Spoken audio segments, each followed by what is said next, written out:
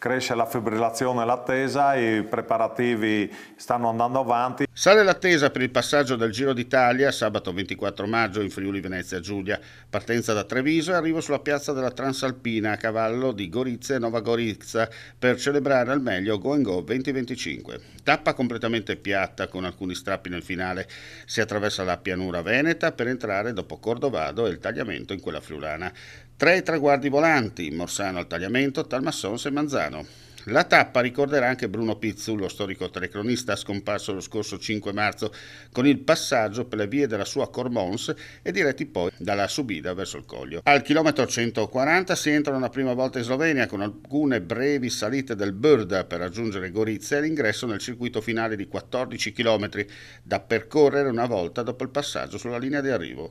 La tappa percorre strade prevalentemente rettilinee con careggiata di larghezza variabile intervallate dai centri abitati dove sono presenti i consueti ostacoli al traffico.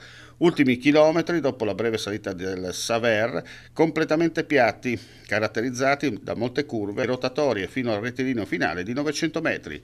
Il giorno dopo, partenza da Fiume Veneto per la prima volta nella storia della Corsa Rosa e arrivo ad Asiago. Tappa per lo più pianeggiante, quella del sabato, è una tappa che attraversa tutta la piana friulana, attraversa anche comuni che da tempo, come ricordo spesso, Trivignano Udinese aspettava la tappa dal 1919, certo. quindi voglio dire è una tappa che viene apprezzata soprattutto da quei comuni in pianura che di solito non vengono attraversati dalle nostre tappe e che magari più frequentemente frequentano appunto la montagna, scusate il gioco di parole. Però voglio dire, alla fine, quando sconfineremo in Slovenia, c'è lo strappo di San Martino, un comune di Brda, e alla fine in comune di Nova Gorizia c'è lo strappo, il Dente di Saver, da percorrere 2 volte, che potrebbe riservarci qualche sorpresa.